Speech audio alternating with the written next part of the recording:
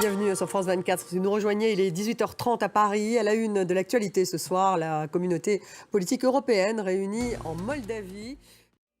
La CPE, la communauté politique européenne, est réunie pour la deuxième fois en Moldavie. C'est une Europe non plus à 27 pays comme celle de l'Union européenne, mais à 47 pays.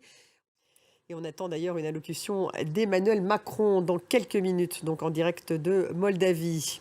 L'autre réunion du jour, c'est celle des ministres des Affaires étrangères de l'OTAN à Oslo, en Norvège, avec au menu l'adhésion de l'Ukraine, la succession de Jens Stoltenberg ou encore les dépenses militaires.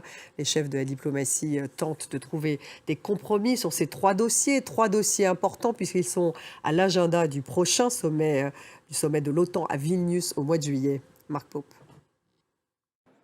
Et qui a fait une nouvelle fois visée par des frappes aériennes hier soir. Selon un dernier bilan, 3 personnes, dont un enfant, sont mortes et une dizaine d'autres ont été blessées dans cette nouvelle attaque. Depuis une semaine, Moscou multiplie les offensives contre la capitale ukrainienne. Nicolas Chamontin.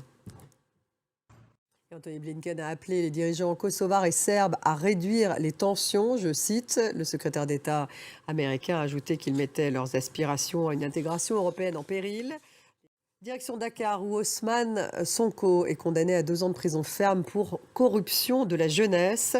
La chambre criminelle l'a en revanche acquitté des accusations de viol et de menaces de mort. Ce verdict risque de compromettre un peu plus l'avenir politique du principal opposant au président Macky Sall. On revient sur ce verdict en images avec Khalid Oussi.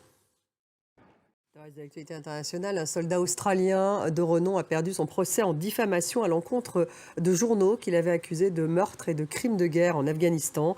L'avocat du militaire envisage de faire appel. Nombreux saluent cette décision et affirment qu'il s'agit d'un jour de justice. Natacha Milleret. Et on attend toujours cette allocution d'Emmanuel Macron imminente en Moldavie à l'occasion de la communauté politique européenne qui se tient en ce moment même. Cette communauté à 47 pays, elle est imminente cette allocution. En attendant, je vous propose justement de regarder les manuscrits de Freddie Mercury qui n'avaient jamais été présentés au public, au premier rang desquels celui de Bohemian Rhapsody. Ils vont être exposés à New York, ces manuscrits. C'est une première étape avant justement leur vente aux enchères qui elle aura lieu à Londres au mois de septembre selon Sotheby's.